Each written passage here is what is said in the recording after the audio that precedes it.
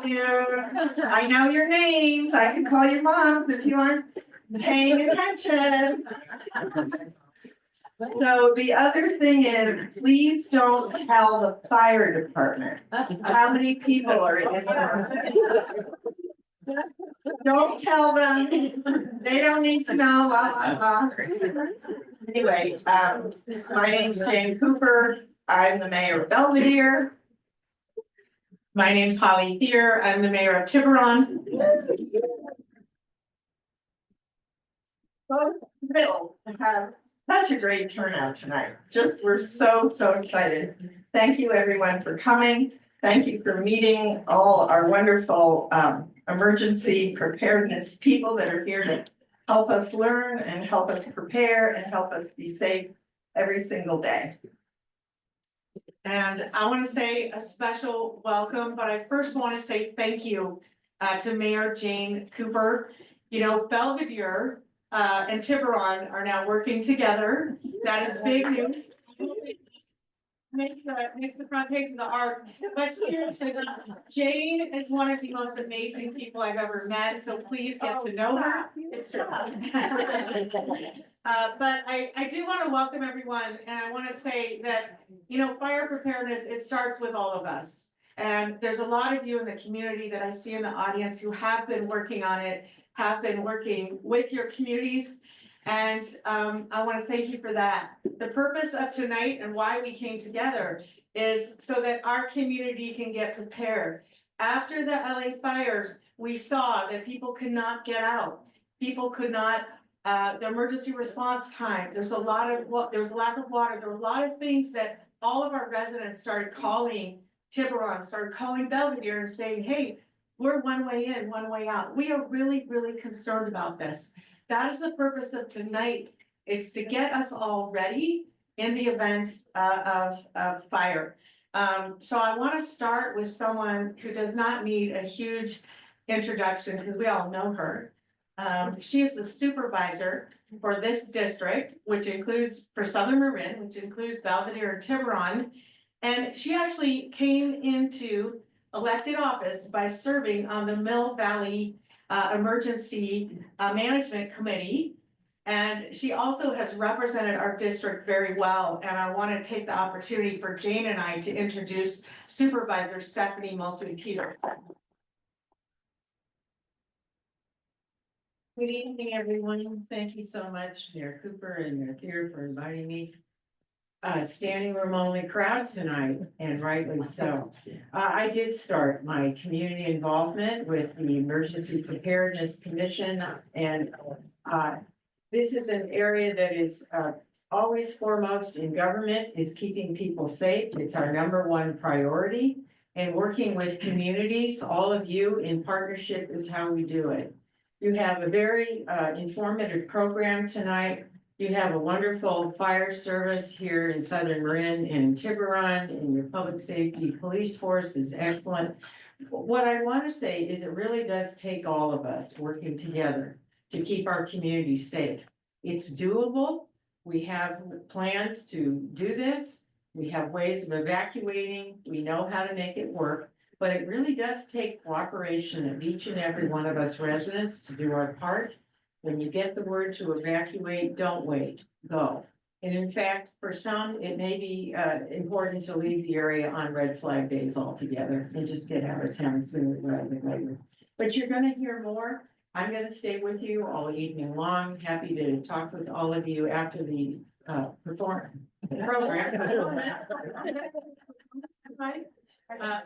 Yeah, no, but I really want to thank the mayors of the communities for putting this together. So important. You're to be applauded for your proactive impact. All right, thank you so much.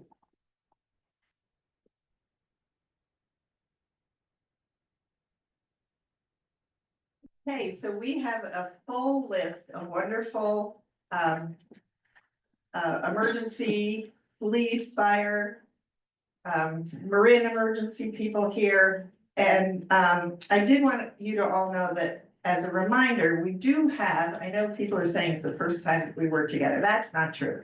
We have a fabulous Belvedere Tiburon Joint Disaster Advisory Council And we work together all the time. We have meetings throughout the year. And that council will take up from tonight and move forward with it and figure out the best way to get information out to everybody after that. So we want to commend them for all the work that they continue to do. And I would like to introduce Belvedere's Police Chief Wu to give you a few words. And Lori, are you coming? Yes. Not yet, okay. Okay, great. Thank you very much. Good evening. My name is Jason Wu. I'm the Chief of Police for the City of Belvedere, and I'm very happy to be here tonight. Tonight we are here to talk about very important issues, and there's a lot of topics going to be touched upon, and I just want to share a little bit with you about evacuation, and at the very least, food for thought. And when it comes to emergencies, disasters, we work collaboratively with all entities, but ultimately it is the police department's responsibility for evacuation. But with that said, I kind of give you some food for thoughts as we go through tonight and when we think about evacuations. To prepare yourself for evacuations, there's really three overarching things that I consider that are very important. Number one is you need to create a plan, and we'll get into these individually. Have a plan how you want to evacuate. Second, make sure you have the supplies for evacuation. And third, be aware of warnings. Okay, so let's take those individually. And again, this is just a brief overview. There's a lot to talk about tonight. Food for thought. Creating a plan means really decide before anything even happens to have an evacuation route in mind. Especially for those in Belvedere, we know our choke points. We know that our access points are very limited. And in event of emergency, not only will there be choke points on the island, but also Tiburon Boulevard. Thank you. Second, think about practicing your evacuation route. Just as you drive to and from home, just constantly think about it. What in case of emergency, what is the best route for me to go? Because we may have signs that says go this way, but you may want to go the other way. Something to think about when you evacuate. For those with pets, you have to think about that. At home, we have crates for our chickens, believe it or not. In case of emergency, we can gather our chickens to evacuate them, yes. Think about those with special needs. My mom, for example, she's a stroke victim, and so in her case, we have to think about how we're going to evacuate her in case of emergency. And lastly, consider communication. How are you going to communicate with everyone in your households? What in the event of if there's a communication breakdown? Is there a rally point, what I call the element, that you will meet together in case you can't get a hold of anybody? Okay, so second thing is gathering supplies. Assemble a go bag. And for those who are not familiar with go bags, Lori has an excellent sample of a go bag for you to see and to create your own. And it doesn't have to be anything elaborate. Use something that you have from your home, whether it's a suitcase or a backpack. Supplies that you have in your home. You don't need to go and buy these supplies. Chances of you having to use a go bag is actually probably pretty slim. So therefore, you don't want to get anything too expensive. The chances are you may not need to use it. Thank goodness, hopefully that's the case. And if you don't have any idea what to do with a go bag, go to firesafemarin.org and they give you ideas. They'll give you ideas of how to put together a go bag. Prepare for longer travels. If you have a car, always keep your car very minimum half tank. Just good practice. You never know. Maybe there's a PSPS, for example, and all the pumps are down and means you have gas in your car. Also gather all your important documents in one place. So in case you need to evacuate, you don't have to search for them. Put in central location. And lastly, be aware of warnings. Sign up for emergency alert. Alert Marin is one thing that we've always advocated for people to do here in Marin, because that is the best single source of information that you're gonna get in the event of an emergency. And you can sign up for Alert Marin. When I type in alertmarin.org, it took me to the site directly. And pay attention to evacuation orders. If you hear evacuation orders, they're mandatory, and you should evacuate if you feel unsafe. The trick to evacuation, in my opinion, is evacuate early. Don't wait until the crowds decide to leave at the same time. Leave early. Chances are you might even get a better hotel room. And with that said, I think I'm gonna pass it on to Lori to talk about the police evacuation notices. Thank you. Thank you.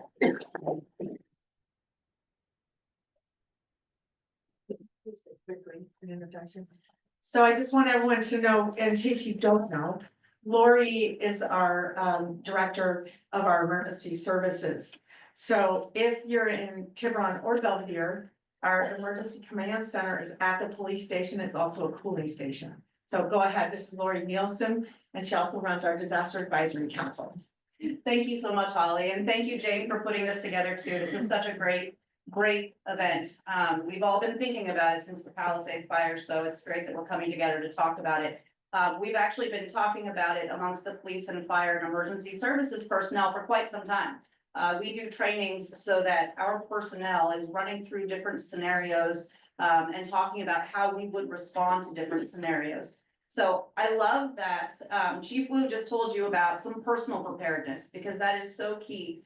You being able to take care of yourselves and know when to evacuate is great. He touched on a lot of really good information. If you want to take a full length Get Ready class on March 13th, we're gonna be hosting one at the Tiburon Police Department. We're gonna provide coffee and pastries. And from 9 to 11, you can come and get a lot more information on preparedness and plans to have in place.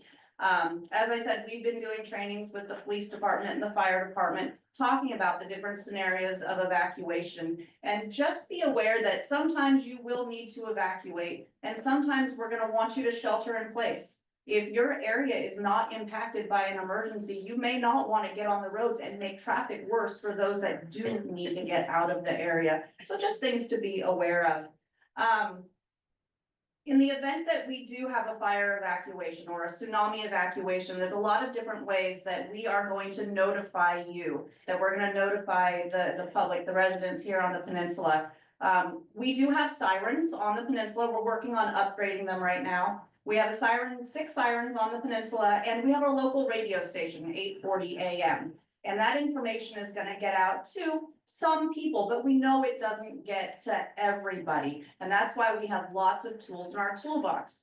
When the sirens and the radio station don't get out to people, the one that is gonna get you is Alert Marin. And we're gonna keep talking about Alert Marin today, because that's the one that's gonna come through your cell phone, through your house phone. It's gonna text you, it's gonna call you, it's gonna email you, it's gonna make sure it gets you and gets you important information. If you do hear the siren go off and you need to get emergency information on what the emergency is, you can go to emergency.marincounty.org for the latest emergency information on the peninsula and in Marin County. By the way, if you go to emergency.marincounty.org, there's going to be a link for Alert Marin, so you can sign up and register your information so you can receive notifications. Besides those, we actually will just get boots on the ground. Our police officers from the Belvedere Police Department and the Tiburon Police Department have patrol cars that are equipped with high-low sirens. They also have wonderful public address systems, so they can get onto a PA system and give you important information about evacuation. They also have preloaded digital voice messages with generic messages. So be aware that the message coming out might be robotic, but it's gonna be important. We also have a mobile siren that was just purchased by Tiburon within the last 6 months. This can be mounted on top of any vehicle. So we could take a public works truck or a fireboat or an unmarked police car, and we could send it up and down streets with a siren going really loudly or another PA system. And if anybody was at the Get Ready to Go 94920 event this October, it's loud. It's really loud. We tried it out. So there's a lot of different ways that we can get you notifications.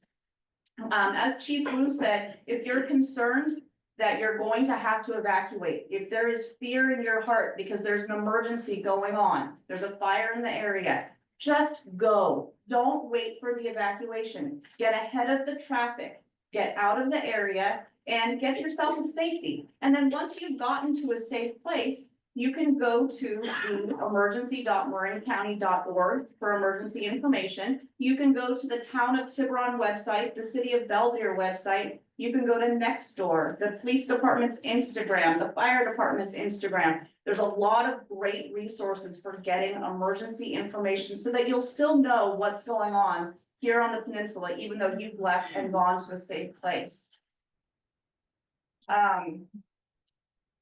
I think that's all I have for you guys. Again, I do just want to reiterate, there is a Get Ready class with a lot of really good information on March 13th from 9 a.m. to 11 a.m. Give me a call or just come by the Tiburon Police Station and join us.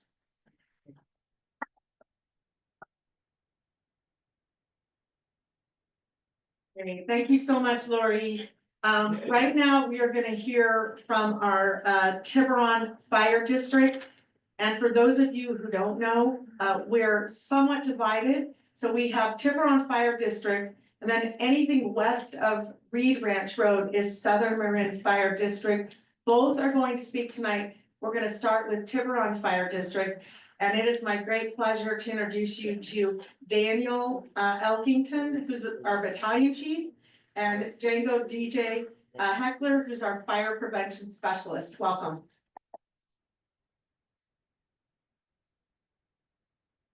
Thank you guys for having us tonight. I'm Daniel Elkington. I'm battalion chief here with Tiburon Fire. I'm sure you guys all know Mike Lantier, who used to. Okay. Sorry, because people have, I can't. Oh, sorry about that. Can you hear me now? Yeah. All right. Check. All right. Mike Lantier retired last year and I was tasked to basically take over and support our prevention bureau, which entails Django Heckler and Gary Musante. And we're really happy to see you all here today.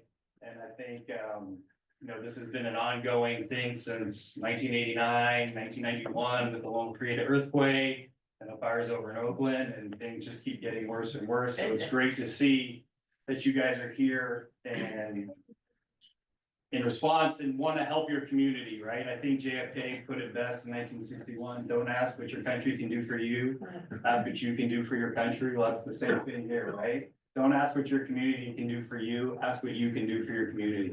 So we really appreciate you guys coming tonight. I'm going to introduce Django Heckler. He's our fire prevention specialist, and he's going to go over a little bit about preparing for a wildland fire. Thank you, Chief Elkington. Like I said, I'm Django Heckler. I go by DJ. I'm your friendly neighborhood fire inspector. So you see me driving around, inspecting, you can wave. So I just want to reiterate really briefly, while we all work together with the police and fire, the police are the main agency for when you are being evacuated.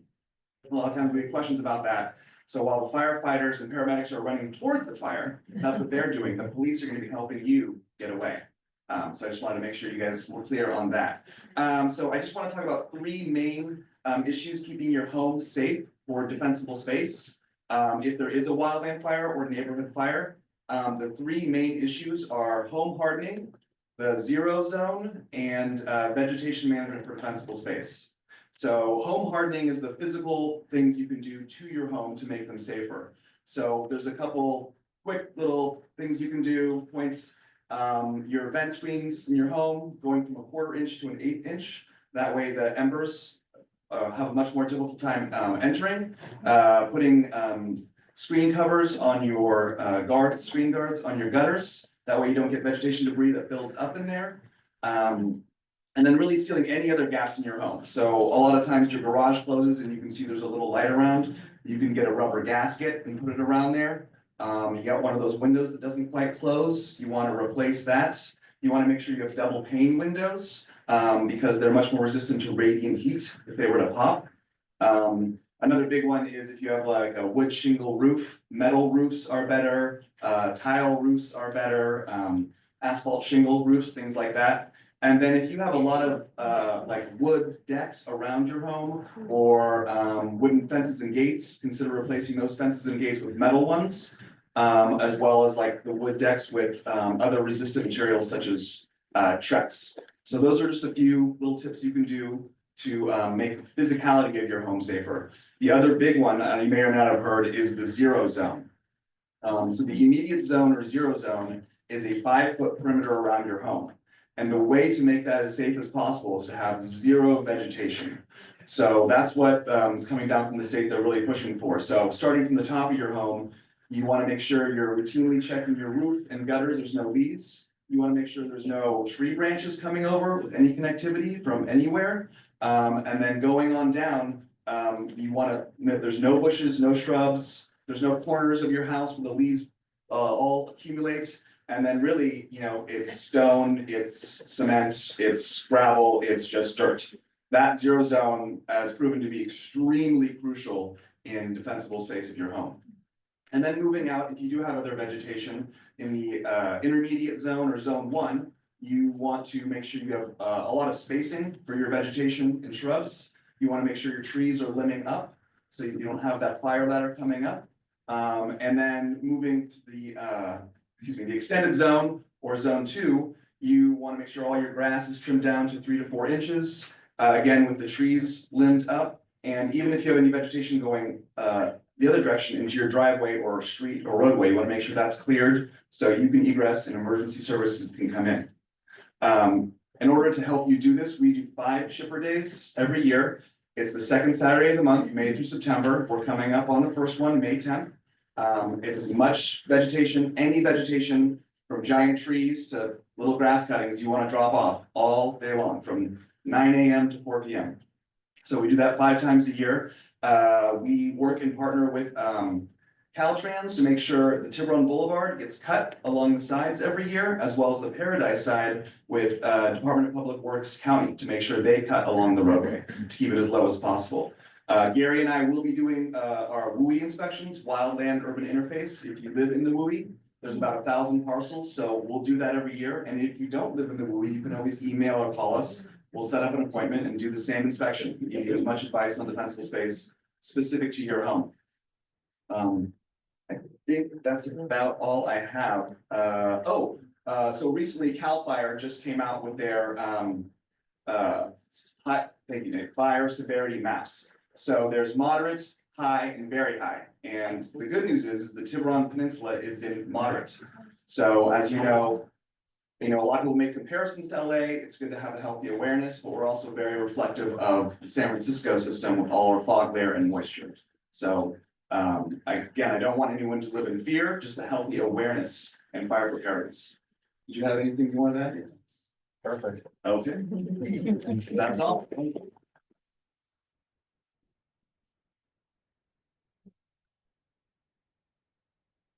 Thank you very much. Now it's my pleasure to introduce our representatives from the Southern Marin Fire District. Tonight we have Leah Curtis and Marshall Now. Yay. Come on up. All right.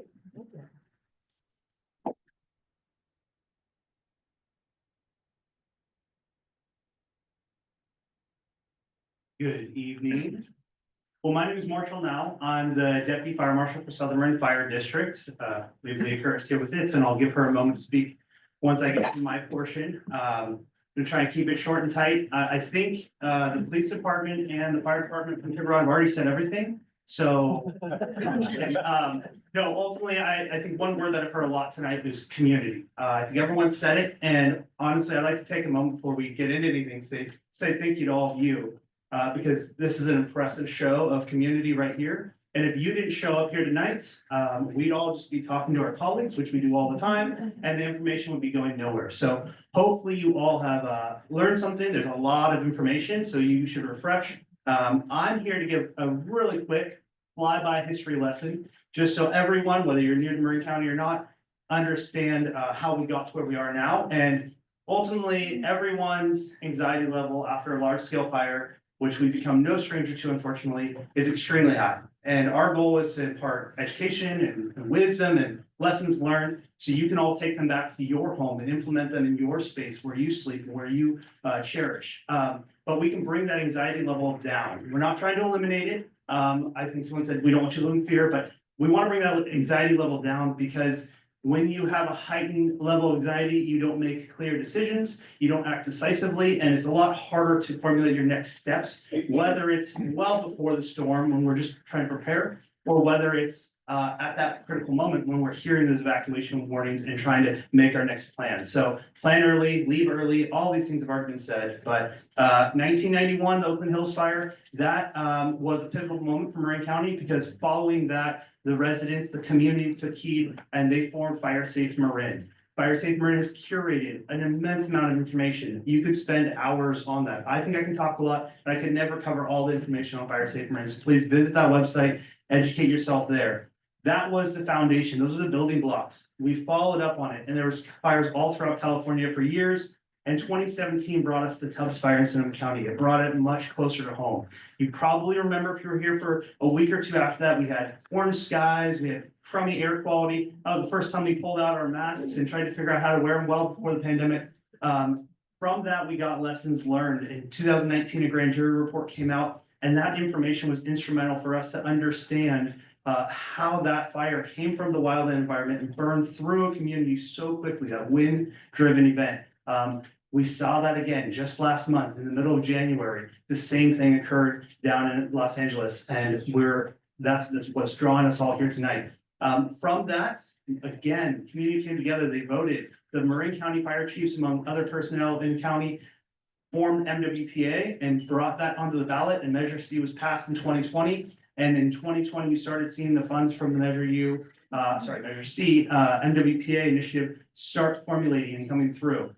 I know we talked about how Southern Marin is only a portion of Tiburon, but we all know that fire knows no boundaries. So MWPA does cover the vast majority of the county. It's the Marin Wildfire Prevention Authority, often referred to as Marin Wildfire. And that brings in over $20 million a year in tax measures that goes directly to 5 key tenets. And it's evacuation, education, fuels reduction, defensible space, and alerting and notification.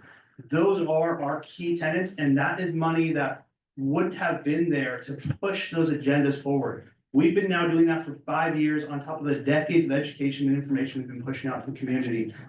All of that has put Marin County so much further ahead. We are kind of the poster child right now for California on the direction that a lot of other agencies are going. I sit on state level task force, and I hear how other agencies are trying to figure out how to handle this executive order that's coming down and all these pieces of information, how we're going to manage it. We already have the infrastructure and the human power in place to be able to proceed forward with that. I didn't check my time starting, so I'm going to keep going real quick. But where we are now, we have MWPA in place. Southern Marin Fire District, we do evacuation route clearing. We clear all of our roads on a 1 to 3 year cycle, depending on the jurisdiction.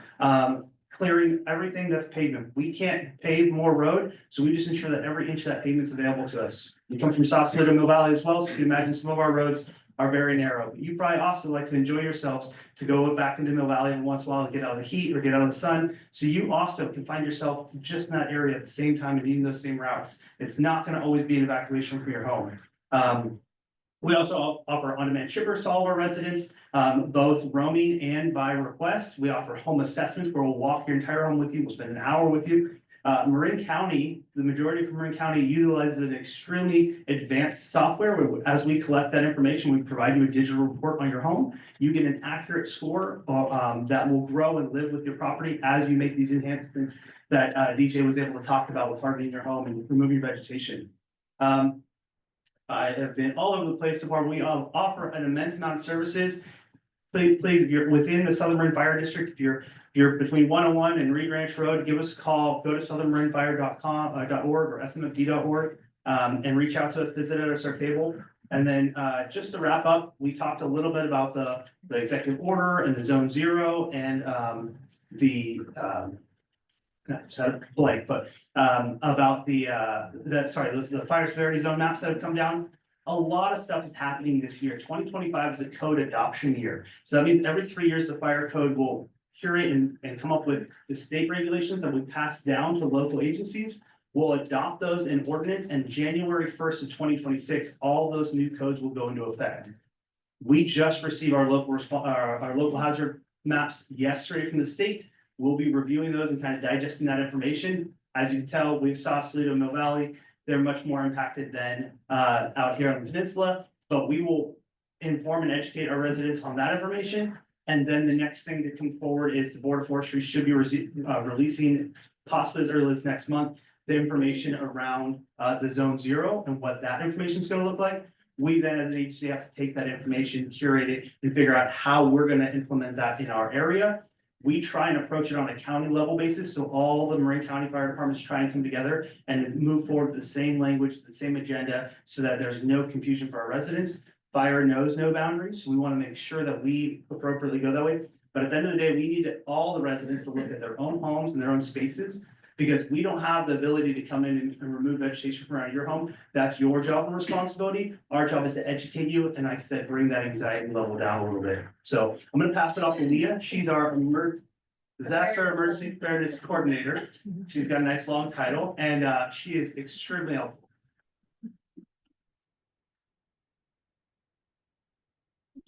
Everybody me okay out there? And how are we too warm? Are we, okay, we do have first responders here tonight, so we don't even have to dial 911, which is the great news. I'm Leah Curtis from Southern Marin Fire District, Preparedness and Education Coordinator for our district. We have a handy dandy map outside if you're not sure where you fall into that. Because again, in our day-to-day lives, there are no borders, and in disasters, there are no borders.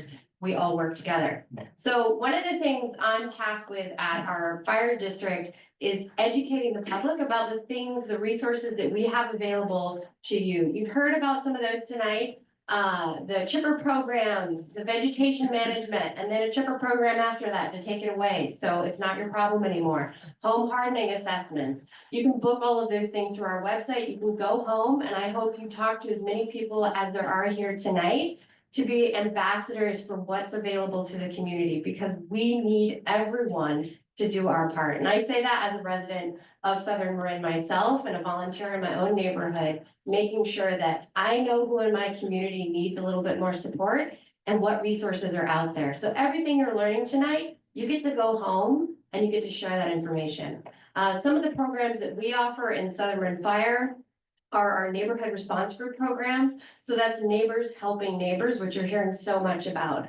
That's knowing who's vulnerable, who needs more support, who has a little bit more complex life, who may not have digital access to receive those alerts.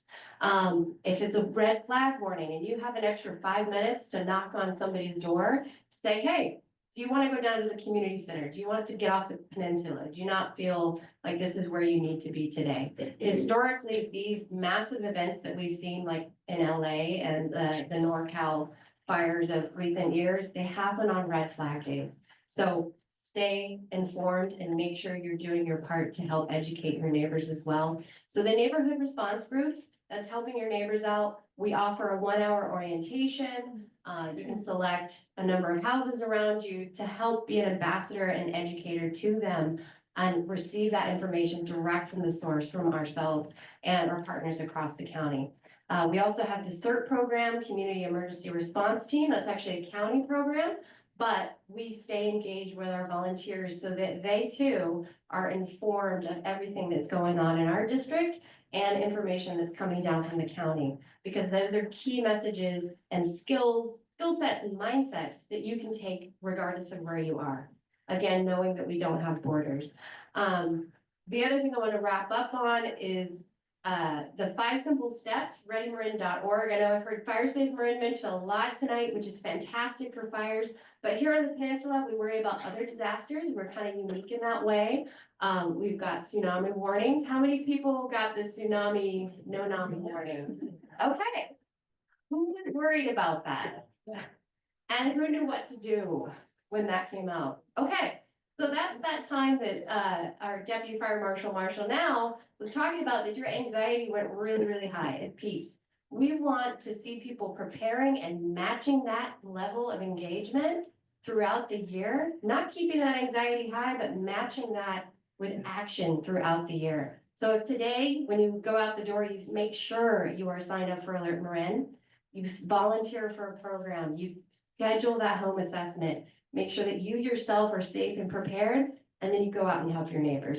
So that's some of the work that we do in Southern Marin Fire. There will be time at the end of this for questions as well. We do have some of our operational staff with us as well, one of our battalion chiefs. So if you have any more questions about preparedness, prevention, or operational questions, especially given recent events, we're here to answer that tonight. And next up, you're going to hear a lot from the county level. So I will hand that back over to Mayor. Okay, Mayor Thier, thank you.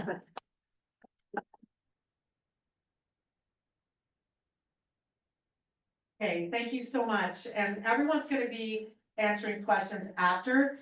Right now, it is my great pleasure to introduce to you, Stephen Torrance, who is actually our Director of Emergency Management at the Office of Emergency Management here in the County of Marin.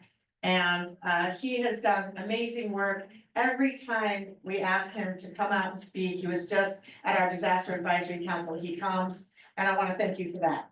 So without further introduction, please, come on.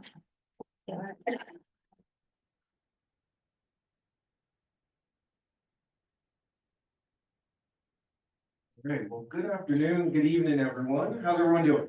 All right. We've heard a lot of great things today. You've heard about Alert Marin, you've heard about building community, you've heard about evacuations and all the resources that are not just available here on the peninsula, but within just the cities and towns. But I want to speak to a couple of things about making plans. And first, I'll talk about what we've done. A lot of times after a lot of these major incidents, people call our office, they call our partner agencies, and they go, what is the plan? Is there a plan? I'm happy to say that there is a plan. And what we need to do is make sure that we collaborate with our partner agencies, but with our community to ensure that our plan translates into a plan of action for the community. One of the things that we are really looking at throughout the entire county of Marin is recognizing that not everyone has a plan that is able to be implemented on day one, and they need just a little bit of help. And so with that, you'll hear a lot about community capacity building. Neighbors, talking to neighbors, getting out and, not just talking to your neighborhood response groups or your CERT programs, but truly getting a chance to figure out who lives next door to you and what they can do in the middle of an emergency. As Leah was talking about, we have a lot of these incidents that are happening on red flag warning days. And I can almost guarantee that most people in this room know that they're going to take some action. But I'll tell you, one of the community groups that we are having the hardest time getting in contact with are new parents. Because guess what? How many new parents are here today? They're on Zoom. They're right here. And they're on Zoom. And so one of the things that we start looking at is we are having conversations with people, but it's the people who are really busy. And we want to make sure that those individuals can get that emergency alert. They know where to go to get those emergency notifications, the follow-up information, but also how to take action for their families. And so one of the things that we're looking to do is expand our plans to make sure that our plans not only can speak to this audience, but they can speak to everyone within Marin County. And so with that, I'll speak a little bit on the operations side, just to give some, peek behind the scenes about how we are doing our best to make sure that we can plan for you. The evacuation notifications that you've heard about, Alert Marin is run by our office, and it's not just for the cities and towns, but it's for the entire county. And with that, we have one single source of notification for the entire county, because as you see right here, we want to have one voice in the event that we need to notify you. We don't want to have multiple agencies saying, oh, go here for this, go here for that. One voice, and that's how we respond as well. We respond as one voice in one jurisdiction to make sure that we can go through and let you know in the event that there's an emergency notification that goes out. And I was really happy to see so many hands that went up on the tsunami. That's how we will notify people in the event that there's an evacuation for wildfires. That emergency alert, which people know the Amber Alert, that typically turns your phone on in the middle of whenever you're doing something else, it has its own idea of what it wants to do. If there's a 2 a.m. fire that we need to evacuate you, that's how we'll sign you up. That's how we'll get a notification to you. But in addition to that, where do you get that trusted information from once you get that notification? How many people go on Nextdoor immediately? That's actually really good. Really good. That goes into the trusted sources. You've heard a lot about today of going to the emergency portal. With Lori was talking about getting that information, and that emergency portal is one location that all of the jurisdictions use to not only update you with the information that's available, but also show you the maps of where the impacts are. Also, where you can get emergency resources from. Are there shelters open? Are there temporary evacuation points? Are we providing community support services in the event that there's an incident that you might not be able to get to your home? We want to make sure that people are going to trusted sources during these emergencies, because unfortunately, we have a lot of people that are putting stuff on, certain social media channels that might not be true. And we want to make sure that we get you the emergency information, but the accurate information. And so with that, the coordination that the jurisdictions have, we work with all the partner agencies, law enforcement, fire. Our office is within the county fire department, but we represent all of the support, or we support all of the agencies within the county.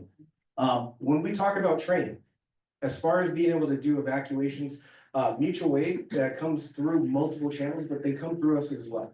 And so in the event that there are additional police officers, additional firefighters, additional resources to be able to support evacuations, we are working lockstep with each other to make sure that those resources can get to the peninsula. And with that, although we can get resources here, we want to make sure that you are getting out into those areas, out of those safety, out of those areas of concern. And so once you get that emergency alert, we've heard a lot about getting signed up, but what the next thing is making sure that you take action. One of the challenges that we ran into, prior to coming here, I was actually the emergency manager for Santa Monica. And one of the things that a lot of people recognized was, I got the alert and I didn't know what to do, or I didn't know where to go, or was it real? One of the questions that we got after the phone on me, that's what I've been calling it, was this real? And people decided to go on social media. They decided to go check their favorite, call their neighbor and say, was this real? Our office likes to say, in the event that you get a notification that wakes you up in the middle of the night, go. Take that action. Figure out if it's real down the road once you're out of that area. That's the time for you to confirm. And for us, it's easier to say, okay, we got people out of the building, we got people out of the community, and they realize that it was something, and we will make sure that we provide those updates. We will provide those clarifications as quick as we can. But it takes the work of our office, our partner agencies, but also the community to make sure that we are collectively working together to make sure that we can build a safer community. When it comes down to disaster recovery, unfortunately, if we do have an incident, we do have plans for a disaster recovery center. We have plans for disaster shelters, disaster feeding. All of those things are brought in not only just through the Office of Emergency Management, but through our Health and Human Services Department. Also making sure that if you lose a home, what are those services to bring insurance companies, to bring our partner agencies from the state and federal government into the county?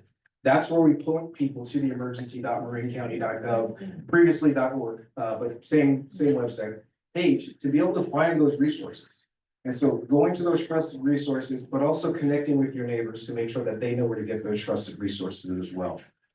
There is a lot of things that we can do within Marin County as far as agencies to make sure that we are prepared. Well, going back to what we can do as far as a community level, talking to those neighbors that have new kids. That's the one group that I know that we are having the hardest time because everyone's busy. Everyone has, gym practice and sports camps and things of that nature. And we're doing our best to meet people where they are, going to soccer camps and saying, hey, are you signed up? And utilizing the capacity in this room to have that conversation with your neighbors, those people who live and work 24/7 and don't have time to plan. Next time you see them, hey, just so you know, we want to be able to, make a plan. Or do you need help getting out in the event that you have your plan ready to go?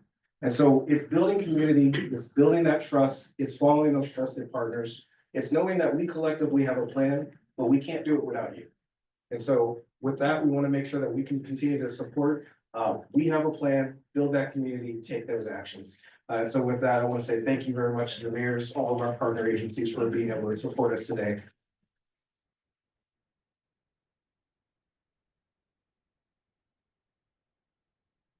Thank you so much. That was amazing. Thank you. Now we're gonna take questions, from the audience. And, Mayor Jane is gonna walk around and, bring the mic to you. We ask you to be as brief as possible so that everybody here can ask a question. And, I'm gonna ask the presenters to come up if you're not already up here in front. Because we're gonna use this mic because it'll be recorded for the answers. Hi, very quickly, I'd be interested to know if a deep dive analysis was done of what made the Palisades fire, for example, so disastrous. And we arrayed those circumstances from the most important to the least important, and then a comparison with Belmont or Tiburon, how would we look? And what are the kinds of things on the infrastructure side that we might have to deal with? For example, water pressure, water availability, fire hydrant availability, et cetera. Thank you. Okay, great. Stephen Torrance is gonna lead off the reply. Yes, so generally the analysis that are done, especially on these types of incidents, they automatically talk about the convergence of various things. The convergence of the red flag line, the winds, the infrastructure, the trees, all of those typically come together. The full analysis likely will not be done until probably maybe a year and a half from the event, as they're still going through in response mode. For example, the Lahaina wildfire that happened in Hawaii, that report actually just came out about a week and a half ago. And so with that, with the large scale amount of loss, we want to not only just point and say that's the reason, but we want to try to figure out what are those things that can be improved along the way. And so those top level reports do typically take a lot of time, and they are generated by a nonpartisan group. So we can truly go through and see what the real reasons and improvements are. Hi, thank you. Hi, Andrew Thompson, former mayor of Tiburon. One thing that you guys said that was really key is that as far as managing vegetation growth, that really relies on us. That's something we need to do neighborhood by neighborhood and house by house. Just last July, I came to the town council and said, can we please resurrect my homeowner summits that I started in the 90s and focus on the massive amounts of vegetation growth that we've had on our peninsula for both fire prevention and view preservation, so we can stop suing each other. Can we please do that now? I can't do it alone. Would you join me in having these homeowner summits again and make that the first focus? Thank you so much. Do we have a question? Oh, just real quickly, we booked the date, Andrew, it's gonna be May 22nd. Yeah, and we've actually been working on a neighborhood summit as well. So, okay, questions, please. Jane? I have a question. So you talked about evacuations. I'm curious, have you explored water evacuations? Because it's one thing we have in abundance here. And also in the event of a fire, is there a way to tap into the salt water so that we have extra water, assuming that hydrants are limited? I'll take the first part. Okay. As far as water evacuations go, we have looked at that. As I was saying, we have emergency operations center, tabletop exercises, and we play out different scenarios. And 15 years ago, we decided we needed a marine radio so we could actually contact all of the boat operators directly, whether it be personal boats or the ferries. We also have Maggie McDonough on speed dial practically. So yes, that is something that we definitely could use. It's one of the tools we have, and we've thought a lot about that. And I can speak into our water supply. So from 1989 and 1991, after that, there was a parcel tax passed in 1996 for fire flow. And the mains down Tiburon Boulevard and on Paradise have recently been upgraded. So the pressure inside of all our hydrants is superior right now. But the question is for salt water, and we all saw what happened in 1989 is water mains will break. And that's why we have fireboats. Southern Marin has a fireboat and Tiburon has a fireboat, and those are basically two big fire hydrants. And we can pump the seawater out of those fireboats through our engines and get it to wherever we need to get it to go. So that's a bonus to having fireboats. Hi, I have a question for police side, in the event of evacuation, I haven't seen the actual evacuation plan. Would you be doing traffic control and having 2 lanes along Tiburon Boulevard exiting? I think we all know traffic congestion during normal times, right? But if everyone is leaving, can you elaborate on the evacuation plan? Thank you. The evacuation obviously is a very complicated situation here in Belvedere. And I think when we explore the best possible scenario in case of a mass evacuation is to really make it unidirectional, meaning both lanes of traffic going outwards. And hopefully leaving the bike paths for emergency vehicles to come and go. And so really in best case scenario, in a worst case scenario, that's really the best plan that we have at this time. Thank you. Can I just mention one more thing? I would like to mention, we've been doing the Get Ready to Go every year and just really focusing on people getting to know 2 ways in and out of their neighborhood. And Alice is looking at me. 144 of our 189 streets are dead end. So please get to know your neighborhoods. Know which streets will connect you to another way out. Get to know Paradise Drive.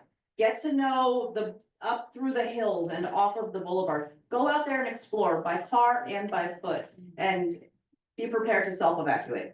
Again, just reiterate what we talked about earlier is leave early. If you think that there's something's gonna happen, don't wait until the masses, just leave early. And again, if your neighborhood is not impacted, if you're not in danger, shelter in place and stay off the roads to try to just get a few more cars off the roads for those that need to get through. Oh, I just wanted to, excuse me, really mention about Belvedere in particular, because as you know, the roads in Belvedere are really buggy trails. So if you need to evacuate, ideally, if you can evacuate by foot or by bicycle, would be best. Okay, so we have time for a few more questions. Hi, my name is Kathleen DeFever. I'm on the Tiburon Planning Commission and I'm the president of the Tiburon Belvedere Rotary Club. But And she's also, amazing. oh, thank you. Thank you. Made my night. But also I'm an insurance attorney and I want to give a quick plug for the Firewise program because you get insurance discounts if you create a community Firewise district and you can choose what kind of size of Firewise community you would like to have. And I know a lot of people here really would like to know, what can my community do to work together? That's something you can do. Yes. Thank you. So I want to just endorse Fire Safe Marin and DJ and Gary at the Tiburon Fire District have helped us. I have my neighbor here. We created the only active Firewise neighborhood here in Tiburon. We're happy to answer questions if anyone has any. Thank you so much. That's fantastic. And her neighbor is actually Lynn Fox, who writes us in Tiburon regularly about fire prevention, and we thank you for that. Yeah, I want to make sure everyone knows how cool Fire Safe is. You get free brochures that show you what those protection zones look like and how to create them. So just big plug for Fire Safe Marin and the Firewise communities. Thank you. Thank you.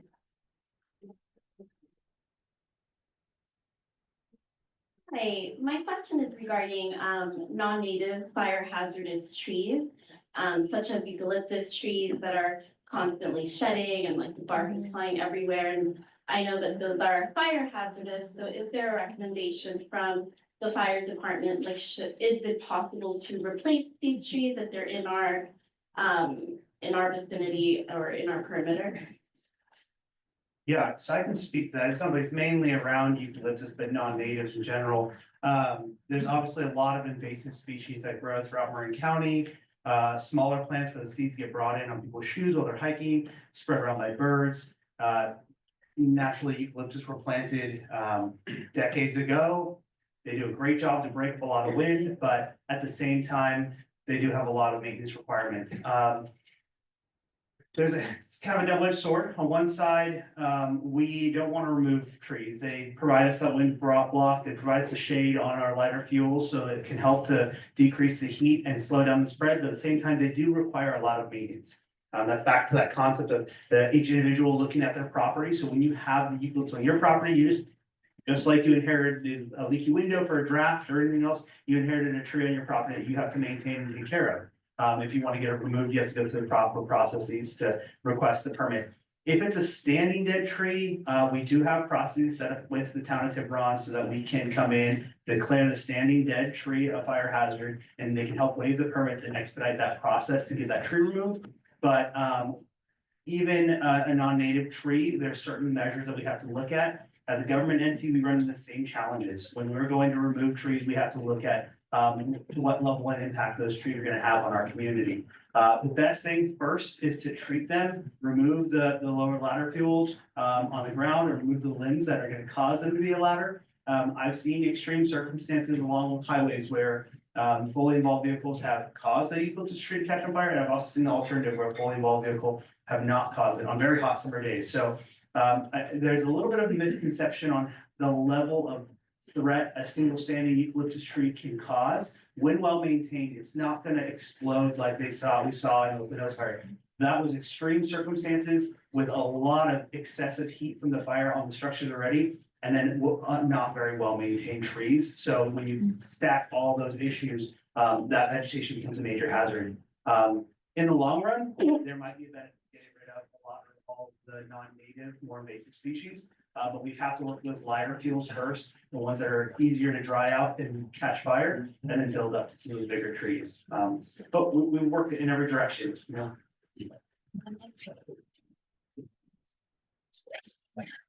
I'm Joanne, Heritage and Arts Commissioner.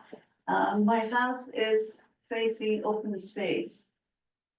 I want to know how much of your attention goes to that open space, because it is really very, very large. And there are many different types of trees there. I'm not really sure what they are, I'm too far. But I keep my property at least 100 feet from my fence all cleared out. Is that enough in case of any kind of disaster?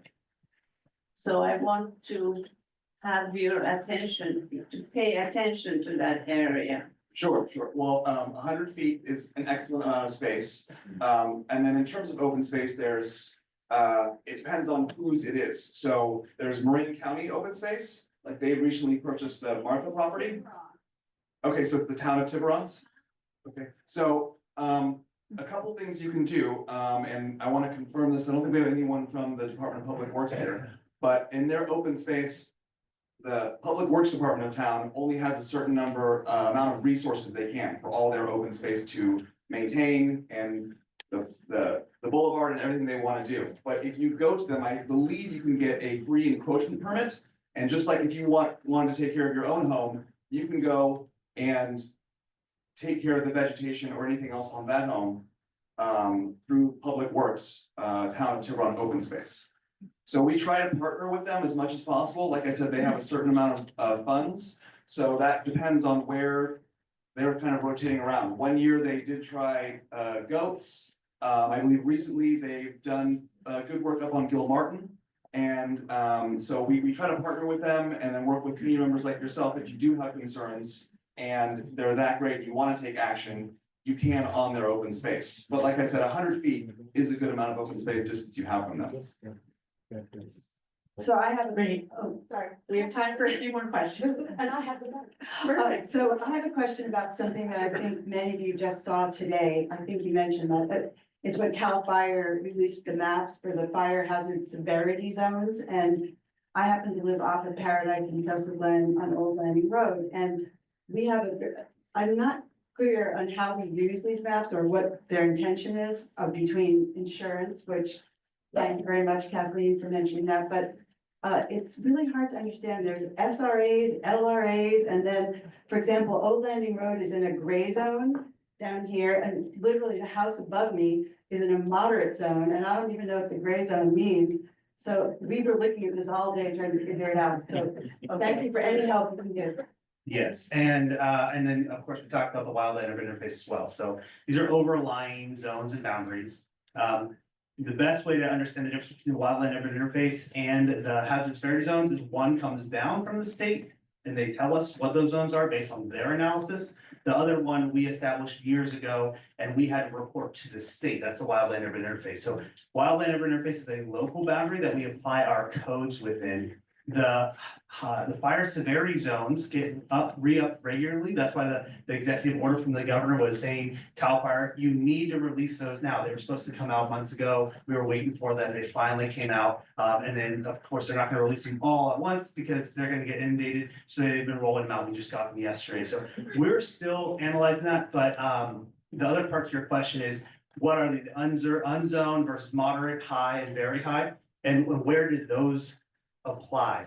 So a lot of it's around new construction and infrastructure development. We're in a very developed area already, so there's not a whole lot of new development, if any, happening. But if someone does want to tear down their home and rebuild, if they're in a high or very high, a whole laundry list of codes start applying to them. If they want to do a significant substantial remodel, now all of a sudden the trigger green vegetation management plans and all these other things, types of windows and decking material, the whole nother series of codes apply to them. And as you move it, if you're in a very high fire severity zone inside of the city limits, and you want to resell your home, now you got to call the fire department to get them to come out and do a very detailed inspection. You might even soon have to meet zone 0 requirements in order to just resell your house and disclose that information to your realtor. County, it's a whole different complicated issue, but same concept. So it really builds more into, even though it's all the same stuff, it's all about defensible space and home hardening. It speaks much more to the building of environment and building out infrastructure, water supply systems even factor in. If this was a blank landscape and we were building it for the first time and it was deemed a very high fire severity zone, the water supply is going to be the road width, everything's going to be maximized to its highest potential. To be honest, it's probably what some of the areas in Marin County should have been developed back when they were little cottages and just little summer homes. It wasn't the case. So we're working in a built environment already. So we get this weird confusion that a lot of residents ask about is, what on earth is the fire severity zones? They are important. They have implications. We have some people in very high fire severity zone in Sausalito that are not even in the movie. So now we got a whole nother level of confusion that we have to explain to the public. So I'm really glad you asked the question, and that hopefully sums it up. But it does come down from the state. We have the ability to make them more strict locally. It's not really intended because they did the time. All those models are based on topography, slope, housing density, things that we can't change. I'm not going to go and flatten a mountain to try and change your severity zone. There's a lot of factors that go in. The more modern maps are integrating Ember broadcasts and a lot more technological advancements that we haven't seen before. And that's why these maps are now changing. The benefit is the more we change our environment, the more we do our defensive space and harden our homes and make those decisions on our own property to change it and work with our community, the more we can report that up to the state for the next round they do it. And it should, in theory, only continue to reduce it if, Mother Nature and everything else wants to play nice and we keep the ball going that direction. But hopefully that answers that question. And the last part about insurance and how. Oh, so they have, it has zero to do with insurance. Actually, I believe, and we're waiting on the confirmation, but I believe it's against law for the fire severity zones and insurance to be tied in any way.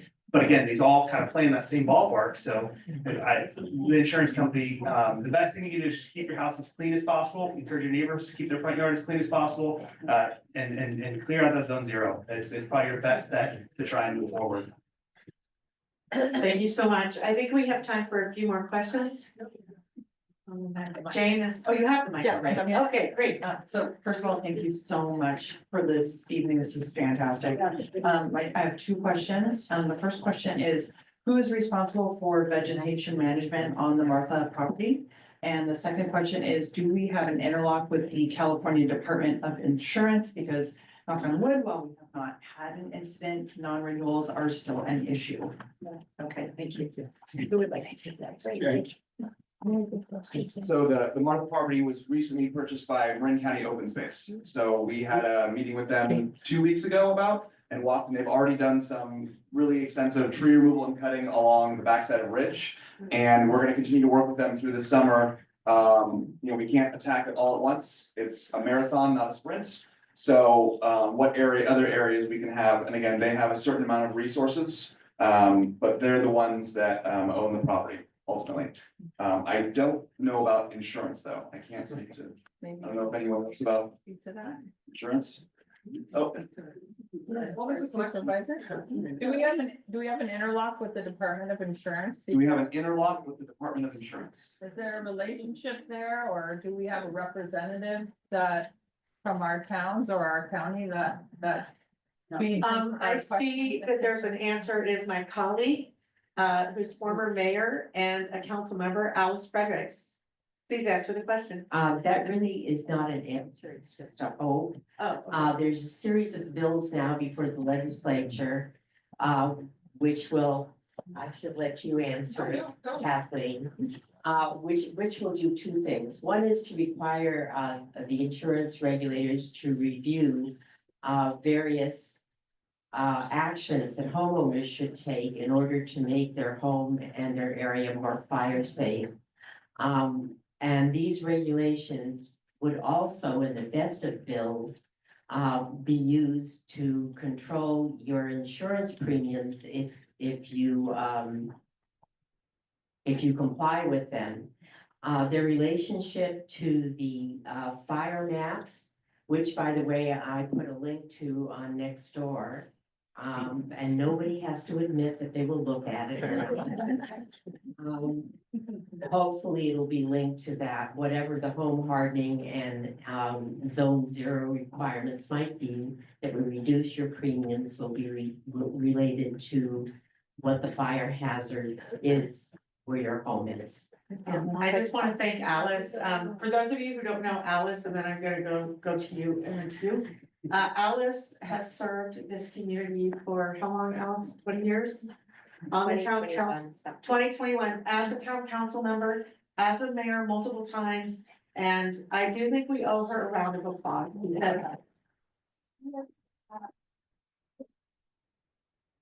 You've really been an inspiration and a mentor to me, so thank you, Alice. Kathleen wanted to answer the question, and then I'm gonna let you answer as well. Okay. Well, Alice is very well informed. Congratulations. It's hard to track insurance. The broad answer is that the insurance commissioner has been working for a long time to force insurance companies to take into account what's actually existing on your property. Is it a fire hazard? Did you do some home hardening?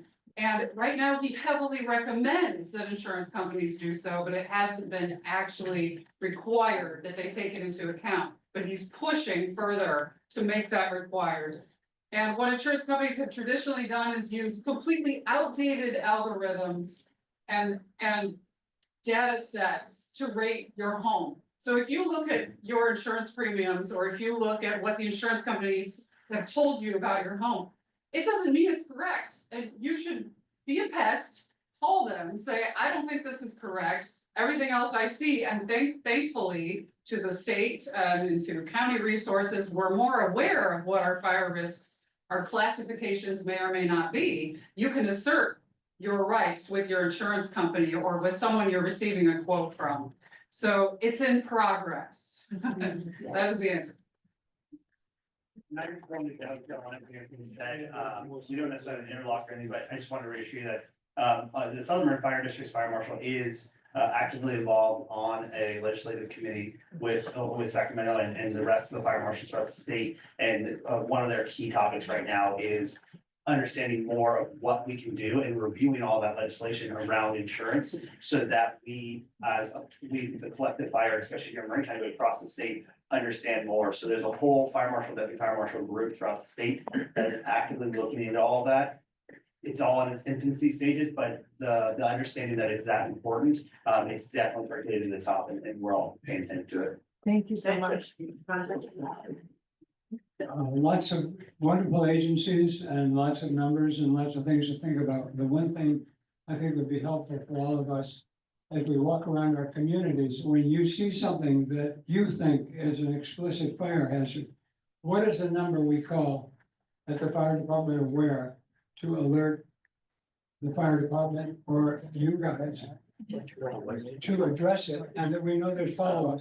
In the past, I have noticed some serious fire hazards, but have never heard follow-up. Telephone numbers.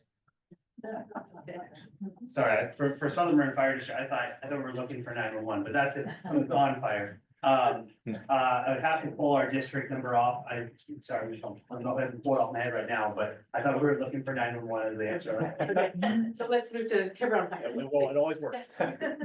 Right, so there's a couple of ways you can do it. There's the station main line, 435-7200, which is straightforward. We also have our website, which is a good resource. You can make any questions you want. There's a drop-down menu and tab you can go to. So any inquiries you have or concerns or complaints, you can do that.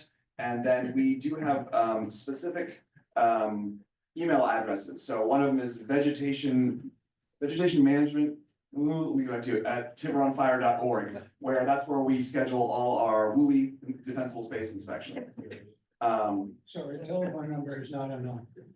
You can use it, yeah, you can absolutely call, yeah, calling the station main line, and then it'll put you through to a phone directory, and then it'll either give, you can go to, I think, a general complaint or questions line, or you can find my name or Gary Musanti's would be the best for that.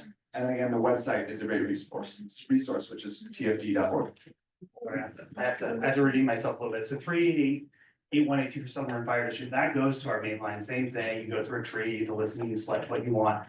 Much easier is similar to what DJ said. Just go to southernmarine.org. There's a big button that says how do I? And as soon as you click on it, there's a drop down of options. I think the first or second one is how do I book an inspection. We classify everything as an inspection if you want an inspector to come out. And one of those is a hazard report, and whether it's a tree on the side of the road, whether it's a pile of brush next to a park bench, or it's a dead tree all over the hill, we'll come out and we'll look at it with you. We look alongside you. You can book out. All of our inspectors' time slots are available, so you just pick which one works the best. We'll come out to the property address that you put in there or the nearest address, and we'll look at you and tell you whether it is or is not a fire hazard. And then follow up. Great, thank you. I think we have time for a couple more questions. Okay, I'll try and be quick.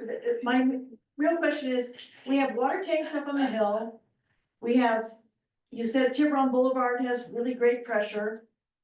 We have Belvedere Island, which I don't think has any tanks. Could somebody please give me a short, quick version of how many houses have to be on fire before you lose pressure? you got the easy question, Daniel. Well, that's a difficult question to answer, but so all our systems gravity fed. And the only tank that uses a pump is the ridge tank. So all the other tanks are filled from gravity pressure because all the reservoirs that are up high on Mount Sam. In terms of how many houses need to be on fire, so the typical house has 60 PSI coming into it. So if your house burns down, that's 60 PSI of water pressure that we're losing right there. So I know a lot of you probably saw people with hoses standing on their roof or installing sprinkler systems on their roofs. We do not recommend that, because what you're doing is you're robbing the pressure from the hydrants. Because the hydrant pressure is the same water source that's going into your house. So as soon as you guys start using that water pressure, it's less pressure that we have to use through our fire engines. So just like PD and everybody up here has explained, get those alerts, evacuate, and then let the professionals come in and take care of business. So like five houses, 10 houses? But I mean, it's specific to each area. It could be 10 houses, it could be 50 houses. Somewhere between 10 and 50. Correct. There you go. Okay, thank you. Yes, please go. Thank you. I don't need an answer tonight, but, in 2020, I was hired to be the interim, executive director for the Marin Wildfire Prevention Authority and started up that organization.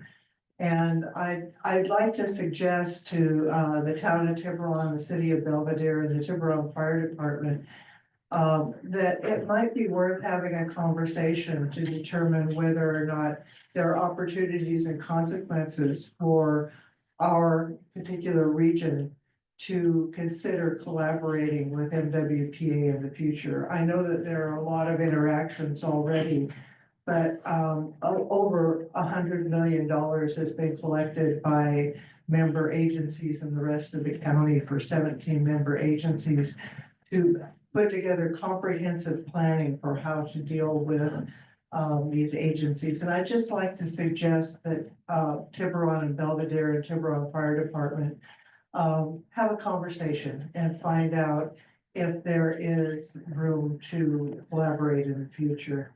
And then, I'd also like to suggest that, for people that are interested in knowing what happens next, there's a report out called the Milliman Core Logic Report that was, prepared after the Paradise Fire, that has a lot of good information about insurance criteria and, what happens next.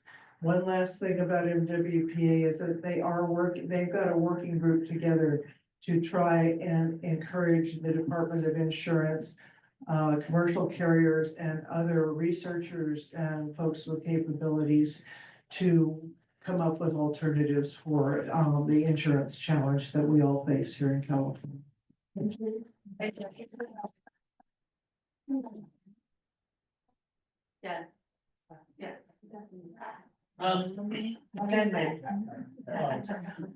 Who's in charge of opening fire gates? I mean, we have the fire roads all have gates, so you can get from Tiburon Point all the way to Trestle Glen. But they're all locked in different gates. There's open space, there's fire department gates. Who's in charge of opening those if we needed to get out? You kind of answered your own question. If you look on those gates, there's 3 or 4 locks, and all the agencies from MMWD to open space to the fire districts, we have Knox keys that can open up those gates. So your question is, so you could use those to get out of town? Yeah, we always hear about Paradise Drive and Tiburon Boulevard, but there's a whole other road there that transects the whole community. Right, well, and I think the incident's gonna have to kind of tell you, because if there's a fire up there, we're gonna need those roads to I think navigate. it's more earthquake probably than, I want to go the other way. Right, and again, it's also gonna, those are off-road, so it's also gonna depend on the vehicle you have. I would hate for someone in a Tesla to try to navigate those. Flag it up for the rest of us. So is that part of the contingency though, that those roads would be open if necessary? And those roads would be open for us to access. Okay, I'm sorry, but I worked in the, Tiburon Highlands there, and that's a really tight goat trail. There's a lot of houses up there. It seems pretty obvious that you want to open at least a couple of those gates for Broncos. Right, and I think from my partners here, what they really want you to do is get those alerts and follow those instructions on those alerts and follow the recommendations for those evacuation routes. So that we don't get people that are stuck up on some fire road and now we have to divert our resources up there to come rescue them. Okay, I'm not trying to be combative, but one of those. Okay, I'm gonna let some other people ask questions. So I think you did answer that we're supposed to follow the alerts and rules, but thanks for the question. So Lynn, go ahead. And I believe this is our last question. We're a little bit over time, but we wanted everyone to get an opportunity to ask your question. Please go ahead. Holly and Jane, you did a great job.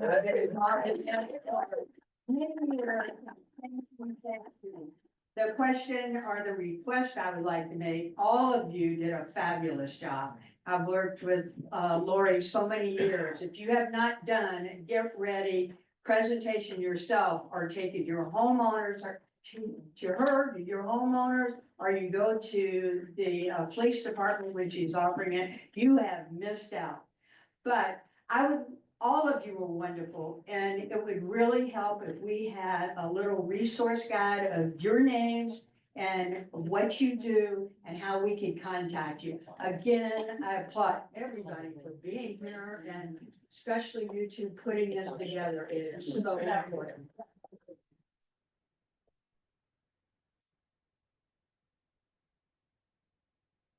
The only comment I'll make about that is that I have to tell you that it was Holly's intention that we would have a resource sheet with everybody's name and the way to reach them. And honestly, we just ran out of time. So we will put something together and we'll have it on the Town of Tiburon and City of Belvedere websites. And we, both town, city have newsletters. I hope you're all signed up for Tiburon Talk. I hope you're all signed up for the Belvedere Breeze because we really do put out a lot of information. And it's important that you pay attention to it, read the whole thing. And also please sign up in the sign-in sheet and we will try to get the information out to you that way. And I think we just really want to thank each and every one of you for coming. It was one of our first responders that said, having all of us here in an empty room would not have been the same as being able to give this information. And that in the event of a wildfire or other disaster, the most important thing is to follow whatever you are hearing from the experts and the professionals. And also to do what you can in advance of that to harden your home. But I just really want to thank everyone for coming. And again, I want to thank Jane. And now thank you, Holly. Don't say that I can't thank you. Anyway, because she's amazing. I would also like to remind us all of the beautiful space that we're in. And our truly, truly heartfelt thanks go out to our wonderful director of the library, Crystal Duran, and all the people that work in the library. We have Yvonne filming for us and he arranged everything to bring the video. And it's beautiful drawing because our group of moms said, we can't get there. We gotta take care of our kids and they're watching now. I think they're still watching, so I'm glad you're with us too. And thank you to our group. Yes, thank you.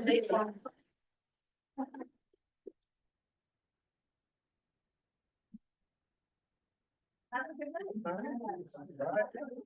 a good night.